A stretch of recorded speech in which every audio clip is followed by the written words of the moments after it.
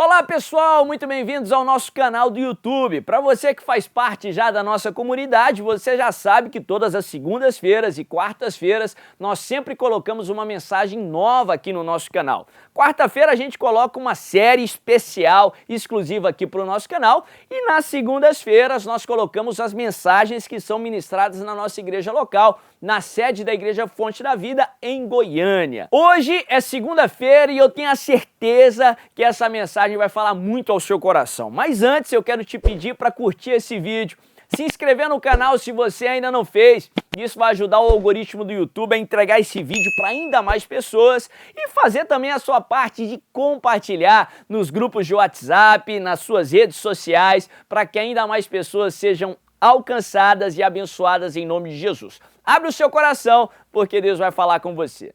Abre tua Bíblia comigo no livro de Atos, no capítulo 3, e vou ler do verso 1 em diante. A Bíblia diz assim: certo dia, Pedro e João estavam subindo ao templo na hora da oração. Eram 3 horas da tarde. Estava sendo levado para a porta do templo, chamada Formosa, um aleijado de nascença, que ali era colocado todos os dias para pedir esmolas aos que entravam no templo. Vendo que Pedro e João iam entrar no pátio do templo, pediu-lhes esmola. Pedro e João olharam bem para ele, e então Pedro disse: olhe para nós. O homem olhou para eles com atenção, esperando receber deles alguma coisa. Disse Pedro: não tenho prata nem ouro, mas o que eu tenho, isto lhe dou. Em nome de Jesus Cristo Nazareno, ande. Segurando-o pela mão direita, ajudou-o a levantar-se, e imediatamente os pés e os tornozelos do homem ficaram firmes, e de um salto pôs em pé e começou a andar. Depois entrou com eles no pátio do templo, andando, saltando e louvando a Deus. Quando todo o povo o viu andando e louvando a Deus, reconheceu que era ele o mesmo homem que costumava mendigar sentado à porta do templo chamada Formosa. Todos ficaram perplexos e muito admirados com o que lhe tinha acontecido. Olha que texto tremendo, que texto poderoso. Nesse texto que acabamos de ler, nós podemos testificar que foi o primeiro milagre que foi realizado através da igreja de Jesus. Todos os milagres que tinham sido realizados ali enquanto Jesus estava ali encarnado, foram realizados através de Jesus. Pelo menos aqueles que se têm relatados aqui nos textos.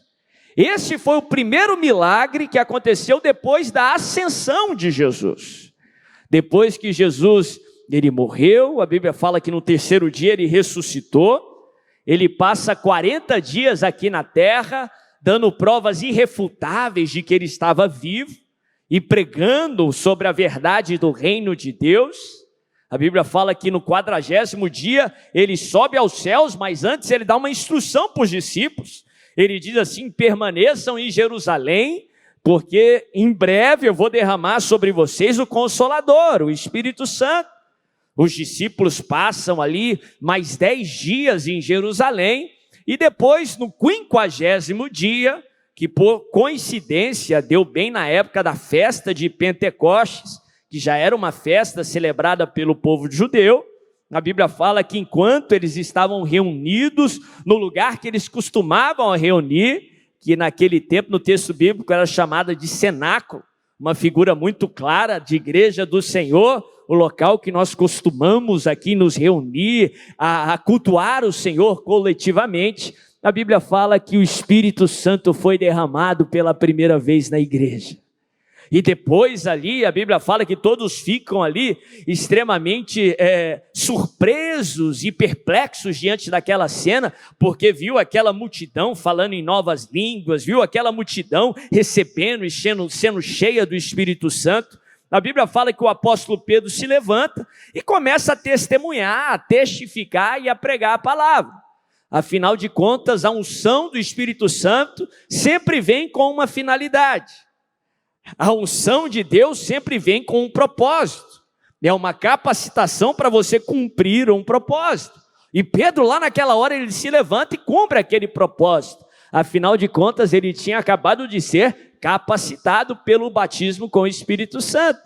E a Bíblia fala que depois daquela pregação, uma multidão se rende a Jesus, converte ao Senhor, e não podia ser diferente.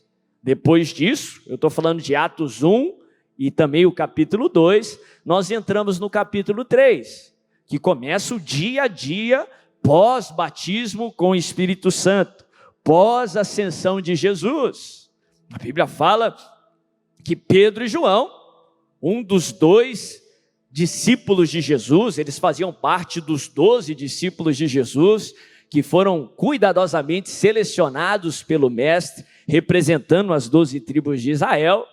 2 discípulos que têm uma relevância extremamente importante, não só para aquele tempo, mas até para os dias de hoje. Eles escreveram cartas, escreveram livros, que até hoje nos alimentam por aquilo que Deus nos entregou através da vida deles. A Bíblia fala que os 2, eles estavam indo ao templo, para cultuar ao Senhor, indo à igreja. E tem gente que ainda fala que depois do período da graça, a gente não precisa mais ir à igreja. A Bíblia mostra os apóstolos do Cordeiro indo cultuar ao Senhor, conforme tinha sido pré-estabelecido lá no Antigo Testamento. O povo judeu, por 3 vezes ao dia, eles tinham que ir ao templo. Quem não estava perto de Jerusalém, ia no mínimo ali na sinagoga, para que eles pudessem orar e cultuar ao Senhor. E a Bíblia fala que eles chegam ali, perto daquela porta, que no texto chama Porta Formosa. Para quem não sabe, ali, tanto o templo de Jerusalém, quanto os muros de Jerusalém, haviam vários portões e várias portas, e cada porta recebia um nome peculiar, um nome especial. Essa porta chamada Formosa, ela é só chamada assim no livro de Atos, no capítulo 3. O que leva muitos estudiosos a conjecturar o que poderia ser essa porta formosa, ou melhor, qual das portas ali do templo, que se tem conhecimento sobre elas, que seria chamada ali de porta formosa. Alguns falam que seria a porta dourada, que é uma porta muito usada, muito representativa ali, tanto no Antigo quanto no Novo Testamento. Era a porta que os sacerdotes entravam para ir lá para o Santíssimo Lugar, quando o sumo sacerdote tinha que ir ali. Foi a porta que o Messias entrou montado ali num cavalo montado num jumento a primeira vez, e é a porta que a escatologia bíblica nos prenuncia que o Messias, quando ele voltar, ele vai entrar novamente. Aí ele vai vir montado num cavalo branco. É uma porta muito representativa e é chamada de porta dourada, porque realmente era feita ali de ouro e de outros artifícios que faziam com que ela resplandecesse ou ficasse dourada.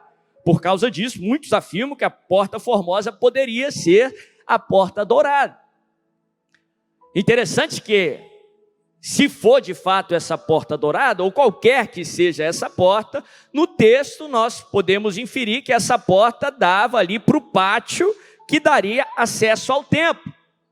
Por que que o paralítico estava à porta e não estava dentro do pátio ou não estava dentro do templo? Porque, de acordo com a lei do Antigo Testamento, o coxo e o paralítico não poderiam entrar no templo. Eles transmitiriam uma impureza, e impuro não podia se aproximar perto ali da glória do Senhor. Por isso ele ficava ali, e também era um lugar estratégico, porque os judeus ali, fervorosos, eles entrariam ali para cultuar ao Senhor, e quando nos aproximamos da presença de Deus, ficamos mais sensibilizados.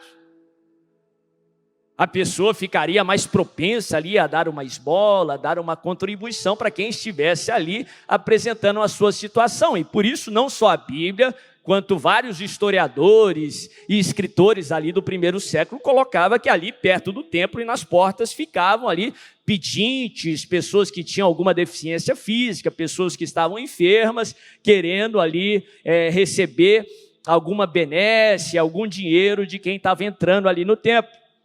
A Bíblia fala que perto daquela porta, que era suntuosa, bonita e por isso chamada de Formosa, a Bíblia fala que Pedro e João, os apóstolos do Cordeiro, aqui já cheios do Espírito Santo, eles entram ali e se deparam com aquele paralítico. E aquele paralítico pede ali uma esmola, pede o trocado. Só que a Bíblia fala que ali os discípulos não tinham nada ali para dar para eles. Os discípulos eram missionários. Sim, a Bíblia fala que não deixava nada, quem servia ao Senhor ali não faltava nada. Mas tudo que eles tinham iam para a obra do Senhor, para a expansão do Evangelho, para que o propósito se cumprisse. Aí Pedro vira para ele e disse: olha, eu não tenho nada, mas o que eu tenho eu te dou. O que eu tenho é melhor do que prata e do que ouro. O que eu tenho é melhor do que qualquer bem material. Eu digo a você, em nome de Jesus, aquele que as pessoas chamam de Nazareno, levanta e anda. E a Bíblia fala que ele pega ali o paralítico, ele ajuda o paralítico meio ressabiado, ele levanta e ele anda. E acontece o inusitado, o texto mostra algo muito interessante. Logo em seguida, o que ele faz? Ele entra no templo. Se você ler o capítulo 4, a Bíblia fala que ele tinha mais de 40 anos. Já fazia tempo que ele era colocado ali. Já fazia tempo que ele só via as pessoas entrando e saindo do templo, sem poder entrar. Só imaginando o que poderia suceder ali. Só imaginando o que as pessoas faziam ali. Só imaginando que ali estava a Arca da Aliança, a representação da presença de Deus. Só imaginando que Deus estava ali sem poder entrar. E a Bíblia fala que através do Espírito Santo, usando os 12 apóstolos, Deus toca naquele paralítico. E através do toque do Senhor, o Senhor leva ele aonde ele não tinha entrado. O Senhor leva ele aonde ele não podia entrar. Eu quero profetizar isso sobre a sua vida. O Espírito Santo vai vir sobre a sua vida e Deus vai te levar naqueles lugares que você ainda não chegou. Deus vai te levar naqueles lugares que você não podia entrar através de esforço próprio. Talvez você até tentou e falhou. O Espírito Santo vai te levar a fazer aquilo que você não conseguia fazer. O Espírito Santo vai te colocar em patamares que você jamais poderia alcançar, porque é o Espírito Santo atuando em você, através de você, para a glória do Pai, para a glória do Senhor. Mas o capítulo posterior, o capítulo 4, depois disso, todos ficam perplexos ali, porque o agir de Deus, ele nos deixa perplexos. O agir de Deus através da sua igreja, eu falei que esse é o primeiro milagre da igreja. E biblicamente, sinais e prodígios devem fazer parte da vida da igreja. Na igreja, ou a igreja é um lugar onde o poder de Deus é manifesto. A presença de Deus é manifesta. Você que está vindo cultuar ao Senhor em nome de Jesus, você vai sim receber sinais e prodígios, milagres acontecerão na sua vida, não só uma vez na sua vida não, vai ser frequente, vai ser algo comum na tua vida, em o nome de Jesus. Mas interessante que todo mundo fica perplexo, Pedro prega de novo e muita gente é salva depois daquela circunstância. Deus tinha um propósito para aquela cura.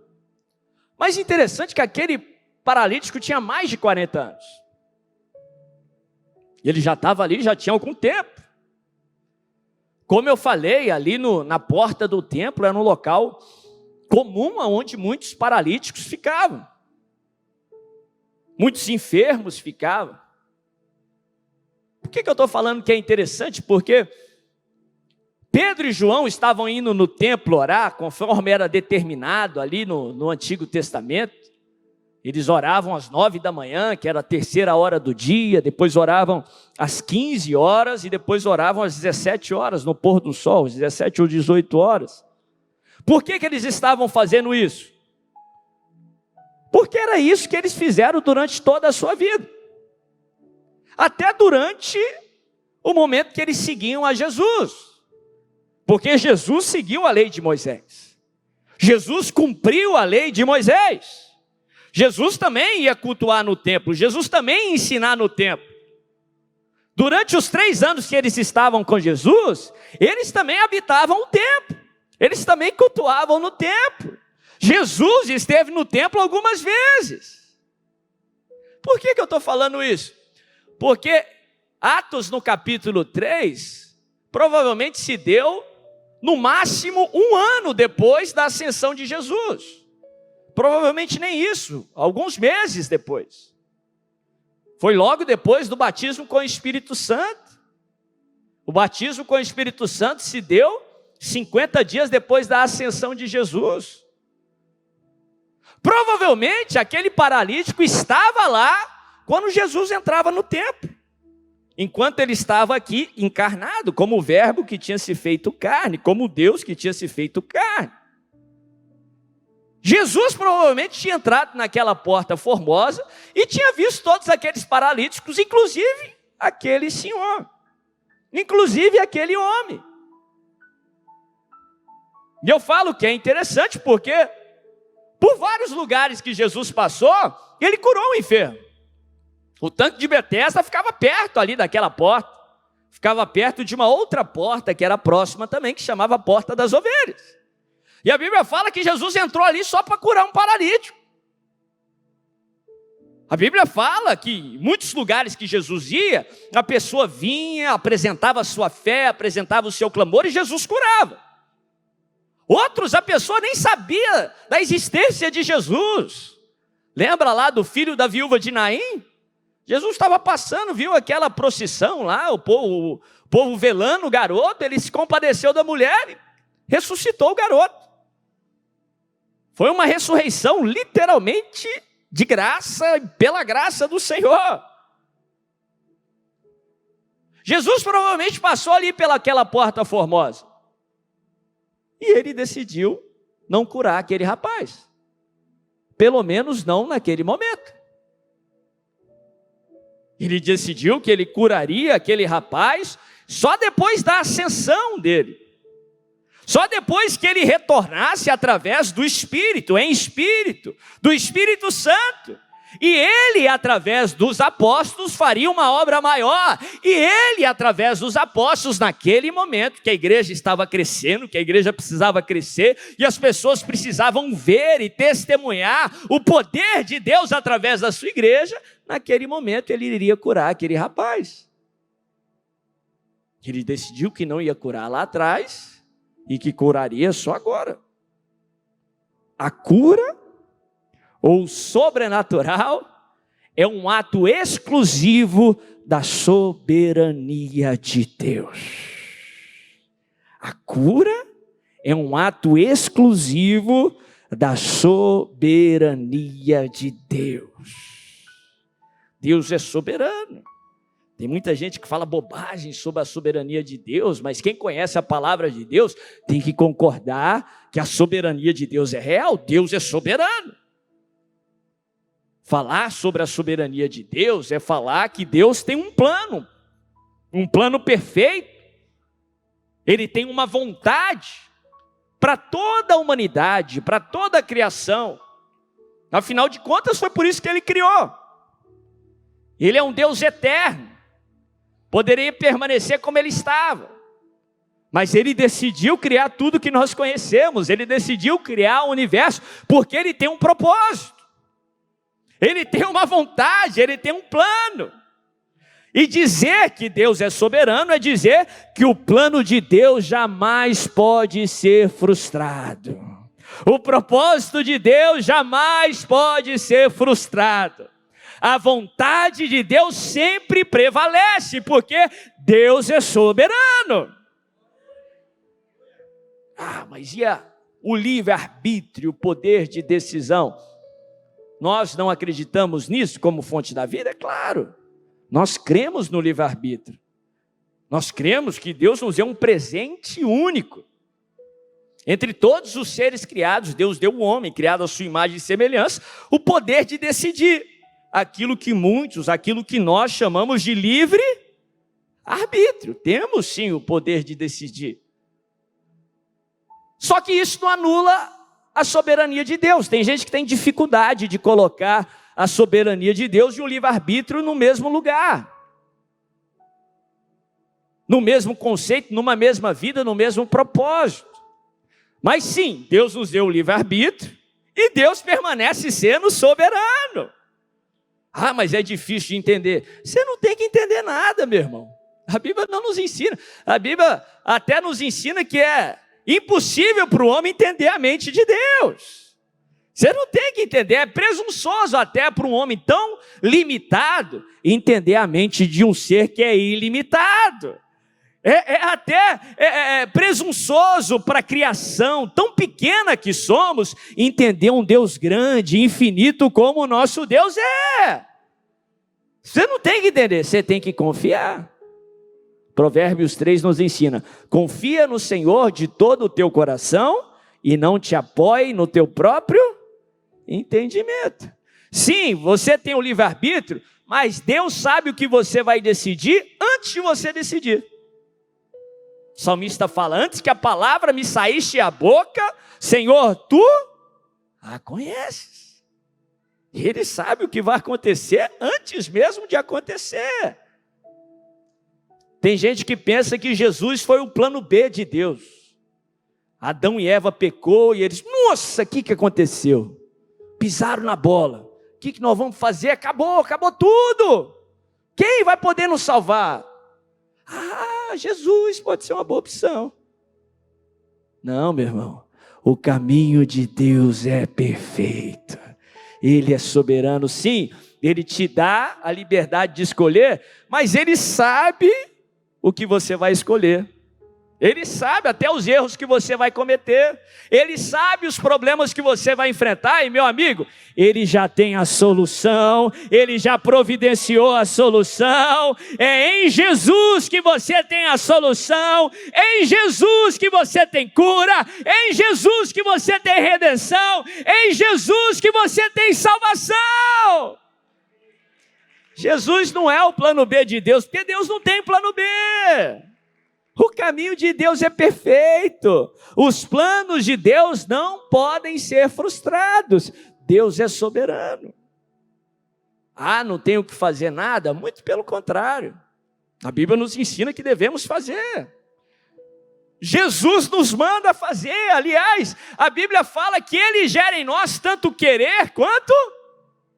Sabe essa vontade de ser curado que você tem no seu coração? Adivinha quem gerou ela no teu coração? Esse desejo de crescer, de conquistar novos níveis. Adivinha quem colocou esse desejo no teu coração? A Bíblia fala que tanto querer quanto realizar vem da onde? Ele é o autor e o consumador da nossa fé. A cura é um ato exclusivo da soberania de Deus. Por que algumas pessoas oram e são curadas aqui na terra? Por que algumas pessoas elas oram, mas são curadas só na eternidade? Você já parou para pensar que na eternidade todos nós seremos curados? Lá não vai haver choro, não vai haver dor, não vai haver enfermidade. Algumas pessoas Deus deixa para curar só lá. Isso é algo que concerne só a soberania de Deus. Você precisa entender que Deus tem um plano, e o plano de Deus é perfeito, perfeito. Paulo fala que a sua vontade é boa, perfeita, e você não está entendendo agora. Igual meu menino não entende quando eu falo para ele que não pode ficar 24 horas por dia jogando videogame. Um absurdo, meu pai não me ama. Não, ele tem a visão limitada para a idade dele. Meus filhos não entendem que tem que estudar, que tem que tomar injeção. é limitado para a idade dele. E olha que eu não sou tão velho assim, pelo contrário, sou jovem. E já tenho mais conhecimento que ele.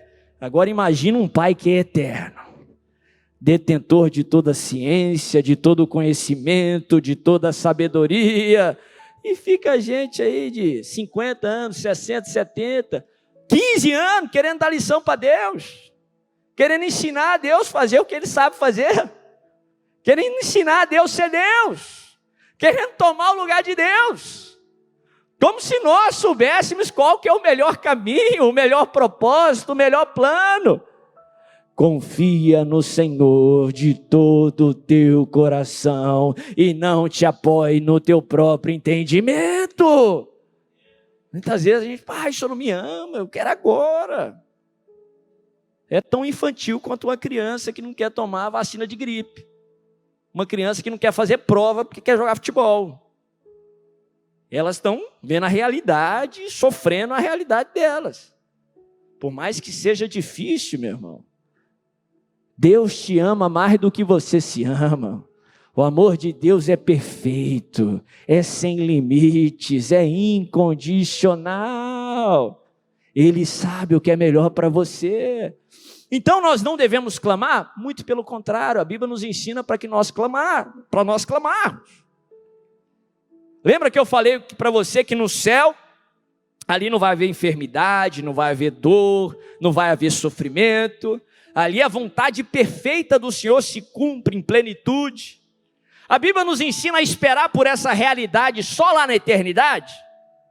Jesus nos ensinou que todas as vezes que nós orássemos, nós deveríamos orar sim, para que a realidade de Deus, o reino de Deus, a vontade de Deus se cumprisse hoje, agora, aqui na terra, como é nos céus. É isso que Jesus ensina na oração do Pai Nosso.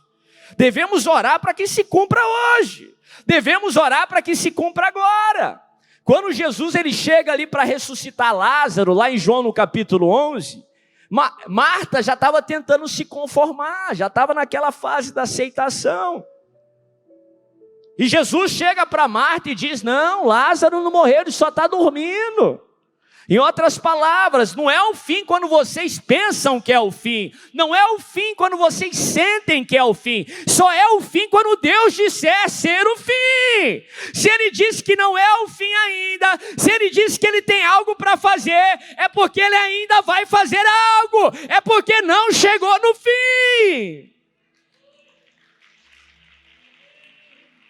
Aí Marta começa ali tentar acalentar talvez a si próprio, tentar desviar Jesus da sua atitude, da sua intenção, do seu propósito. Fala, Senhor, mas ele já está cheirando mal. Aí Jesus pergunta, cadê Lázaro? Não, já tem 4 dias. Aí Jesus diz, não te disse que eu sou a ressurreição e a vida? Se você crê em mim, ainda que morra... Ela, Senhor, eu sei que Lázaro vai ressuscitar lá no arrebatamento, lá na ressurreição dos últimos dias. Aquela mentalidade infelizmente, o erro está nos extremos. Tem aqueles que acreditam só na soberania de Deus, e são extremados nisso, que acham que Deus faz tudo e a gente não deve fazer nada, deve ficar passivo, esperando a volta de Jesus. Mas por várias vezes a palavra de Deus refuta esse tipo de atitude. Marta começa, eu sei que é lá no final, a gente tem que aceitar, tudo dá. Aí Jesus repreende ela, Marta, não te disse que se você crer, você vai ver com seu sentido hoje a glória de Deus? Não te disse que se você creres, verás a glória de Deus? Aí Marta finalmente leva Jesus, Jesus manda tirar a pedra, Jesus clama e o morto volta a viver, Lázaro volta a viver, o milagre acontece. Em outras palavras, ora, clama, para que a realidade sua mude, para que a cura aconteça, para que o milagre aconteça. Eu costumo falar que até no leito de morte, o cristão deve crer que o melhor está por vir. Até no leito de morte, porque isso é bíblico. Por isso que eu tenho dificuldade quando alguém chega para mim, fulano está sofrendo tanto, vamos orar para Deus levar ele. Eu tenho dificuldade com esse tipo de oração. Porque não é nossa responsabilidade determinar a hora de A, a hora de B. Isso é só Deus que determina. A Bíblia fala que Ele tem nossos dias contados e Ele determinou qual que é essa hora. E não compete a nós sabermos. A função nossa é crer até o fim, que até o fim não tem vale difícil demais que Ele não nos possa tirar, não tem problema difícil demais que Ele não possa resolver, não tem gigante difícil demais que Ele não possa prevalecer. Agindo Deus, quem impedirá? A gente tem que crer até o fim. Agora, se Ele quiser, a decisão é dele. Se Ele quiser curar a pessoa só na eternidade, por isso que eu falo que até no leito de morte o cristão tem que falar o melhor está por vir. Qual que é o pior cenário para o homem? É morrer. Se o pior cenário é a gente piscar os olhos e dar de cara com o Criador, com o Todo-Poderoso, cheio de glória, cheio de majestade, e estar com Ele desde então para sempre, até se a morte acontecer, é porque o melhor aconteceu. Então, o cristão, até no leito de morte, ele tem que declarar: o melhor está por vir, o melhor está por vir, o melhor está por vir. Meu Deus não está limitado pelos limites do homem, meu Deus é ilimitado, o melhor está por vir. Eu vou crer para que seja na terra como é nos céus. Mas se Ele decidir o contrário, Ele é perfeito em todos os seus caminhos. Ele não erra, Ele não errou no passado, Ele não erra no presente. Não tem maldição, não tem perca, não tem desgraça que Ele não possa transformar em bênção. Não tem tragédia que Ele não transforme em triunfo. O meu Deus é perfeito em todos os seus caminhos e em todas as circunstâncias. Ele continua sendo Deus, Ele continua tendo o controle. Ele continua sendo soberano em tudo o que faz. A cura, o milagre são atos, ou é um ato exclusivo da soberania de Deus. Eu devo fazer minha parte? Sim, mas quem te faz fazer a sua parte é Deus. Quem gerou o querer no teu coração é Deus. Quem está sustentando a sua fé é Deus. Quem te deu graça para clamar é Deus. E enquanto você está clamando, enquanto você está pedindo, Deus está trabalhando no teu coração. Deus está fazendo infinitamente mais do que tudo que você está pedindo ou está pensando.